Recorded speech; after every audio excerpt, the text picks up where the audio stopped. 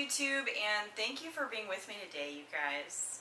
I just wanted to start out and say, if you guys have subscribed to my channel, thank you for the support, and give this video a thumbs up. Today I'm going to talk about my musical journey, basically my musical history. And it's been a long journey, to be honest. So when I was just about 5 years old, my parents put me in choir, and I basically just started singing in front of people. It was just the very beginning of my stage presence slash like learning about singing and harmonies and that type of thing. So ongoing, I was kind of just singing in choirs and not really singing like for myself, just more like involved in like kid activities. So then it turned into, when I got into my teens, I got asked to go on a Mexico missions trip. So prior to this time, I started learning guitar because my dad started teaching me acoustic guitar. My dad's a pastor, he's a worship leader, and he is very musical himself. He started on the drums. So he taught me how to play guitar, acoustic guitar, and I just took that and ran. I remember I heard a girl on the radio, her name was Gia Lucid, and I just started, like we had the little cassette tapes at the time, and I just pressed record and I memorized this song that she wrote about creation, about God's creation. And I memorized it, and I just played that song over and over again. Then I kind of dissected how she wrote that song, and I just started writing like that. I grew up in the Calvary Chapel, so eventually we shifted our whole family, went to a church called Revival Christian Fellowship, and that was in Menifee, California. And from there, like I think I was 19 at the time, I just started leading worship, and the church just kept growing, and we ended up being like on the radio and on TV and stuff like that. And back then it was a big deal for me because not only did I want to like serve God in that way and share my gift, I was kind of like, oh my gosh, this is so cool, like I'm in the spotlight and stuff. So I think for a short time, like my head kind of grew because I was being like poured into like crazy, and I didn't really know how to like manage that. I guess like I'm just this star now, and they called me like the Princess of Revival, and I didn't really understand like why it was happening. I just kind of went with it. After those 10 years at Revival, I just started doing like my own music, and I started writing more. So this is a period of time where I just kind of like shifted into songwriting, and I just decided to sit down and really try to hone in, like, is this like, like hone in my skills as a songwriter. And I was thinking, is this something I want to do like forever? Like, do I want to be a worship leader? Do I want to be an artist, a female artist? Like, to be totally frank with you guys, it's like sometimes you just don't feel good enough. You don't feel like God's going to use you because you don't feel like adequate enough. Like, for instance, I play acoustic guitar, but I don't feel like I'm that good at it. I still feel like my vocals are far above my skills in guitar. So then in 2006, I recorded an album with Nick Rodriguez, and I was like so excited. This is just when the beginning of my music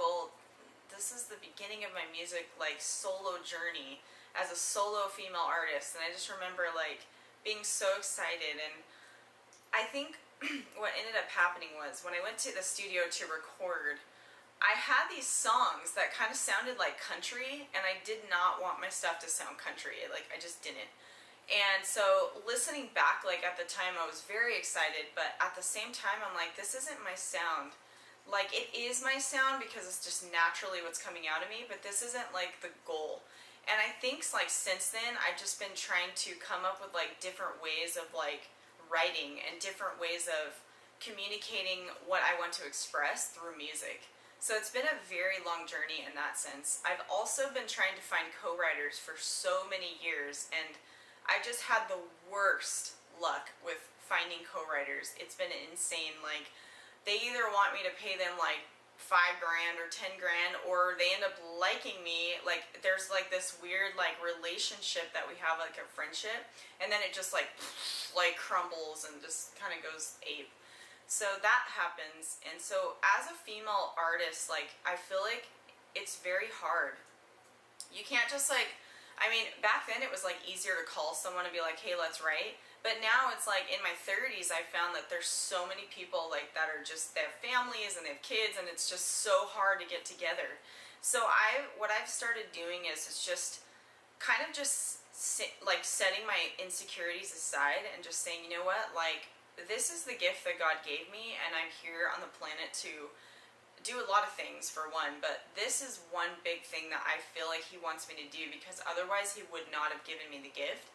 And I'm really trying to honor that as a person and as a Christian. And so just like knowing and like having that knowledge that he gave that gift to me, I want to honor him in that. When I got to open for Sarah Kelly, like that was a really cool like little shift, and I thought, I was like, oh my gosh, I hit the big time, you know, this is like, she's really well known in Sweden, and she's like more well known in like Europe areas, but she's like got this really unique voice. Anyways, she and I were friends at the time because she was leading worship at Revival, and I just was like, this is so cool. So she let me open for her, and that was at Saddleback Church. And somewhere in there, I got some vocal lessons from a guy named Roger Love, and I guess he's worked with like Christina Aguilera and freaking everybody. And Revival actually funded that, so I got to take professional voice lessons there for like a month. And he gave me this little CD with scales on it, and I just started warming up to that every time I would sing, and it really did strengthen my vocals. And I think people realized, like when I hit like 27 or 28, they're like, dang, your voice is really matured. And obviously maturing your vocals helps like with age, but what helped is that I was singing to like Christina Aguilera. Like I was singing all these like crazy like licks and stuff and these like trills, and that was just like, that was something I did, and that was something I practiced every single day, because that's just something that was like in me to do, and I wanted to better my vocals. I really did. I auditioned for American Idol, I auditioned for The Voice. I feel like I've just always been trying to get there, you know, but at the same time, like I've had this like torn feeling where, should I go this way in like just songwriting and go travel and like tour and like keep writing all this music, or do I go this way and do I be a worship leader and stay put at a church? So since I feel like I've been a worship leader for so long, and it's just kind of something I've done for so long, it's almost like I want to shift into this. So I've been just, you know, I haven't been writing as much as I should, to be honest, and because it's just not like a focus right now. My focus right now is just like working and making YouTube videos. But I know in my heart, like, this is something that drives me, because it's a God-given gift and it's a God-given like aspiration. But I'm just like, I just wanted to share with you guys a little bit of my musical journey. It's been so frustrating at times, but it's also been really beautiful. I've had some really hard seasons where I got kicked off the worship team, and I mean, I've just been through so much stuff, and I just hope that this relates to you guys. Like, if you're ever at a church and they make you feel like, oh, you're a dirty, rotten sinner, well, you can just look at them in the face and say, well, so are you. Like, there's no difference between us. Like, the only difference is if you become, like, repentant of your sin and you say, like, hey, God, like, help. Like, what I've come to learn, and that's what I've come to grow into this month. I've come to grow to learn that this is the way to live, that you're no better than anyone and they're no better than you. Like, I don't care what their stats are. I don't care how many followers they have on Instagram. I don't care, like if they've hit the big time. It's all about how you are as a person and how you're growing, and it's what God thinks about you. Your life could seriously go from like this to this, and I've seen people work so hard and diligent, and I just want to be that person with my YouTube, and I also want to like still continue songwriting and kind of like use that YouTube channel as an outlet for my music skills. I remember I sang with Tori Kelly when she was 15, and at the time I was like, in my mind I was like, oh, like, You know what I mean? Like, I'm cool. And I didn't think anything of, like, singing with her. I didn't know who the person that she would become. I was just kind of like, wow, like, she's singing Hosanna, and it's kind of, like, off-key, and it's just thinking, like, kind of, like, judgmental thoughts toward her. I was walking into, like, a church office, like, 2 years later, and it's a church in Hemet, and my friend Jeff Johnson, he was like, hey, check out my friend Tori Kelly. And I'm like, what? Like, Like, I didn't know, like, I hadn't heard from her or heard about her at all.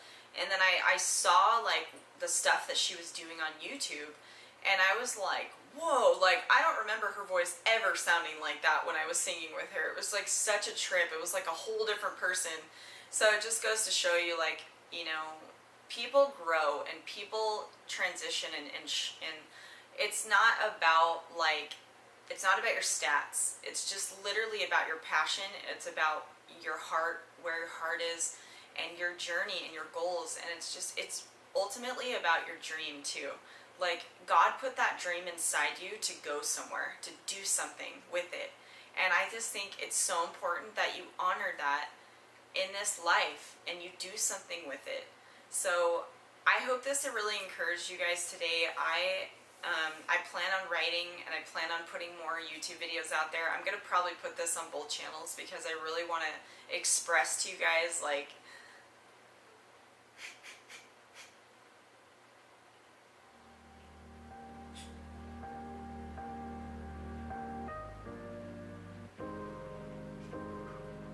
I get really emotional.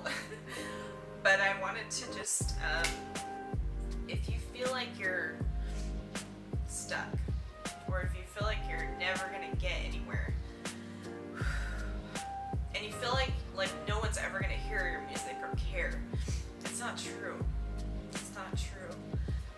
Your heart has purpose, and it beats for a reason, and you guys have all these dreams and all these, like, amazing gifts and talents, and I just want to push you guys to do it. You know, just do it. Like, who freaking cares what everyone else thinks, you know? Just freaking do it, because this is your life. This is your life. And you get to do it because that is your passion. And you are wonderful. You are beautiful, and you are amazing. And I just want to leave you guys with that today. And know that, no matter where you are at, whether it be musically, with your art, or school, or you're a barista at Starbucks, like what I did for freaking forever. Anytime, anywhere you're at, like, God is with you. And you can live this life the way that you want. So, thank you guys for listening to my story today. It's had so many ups and downs, but I'm still going, and I'm not giving up, and I just want to say I love you guys, and I hope this brought encouragement to you.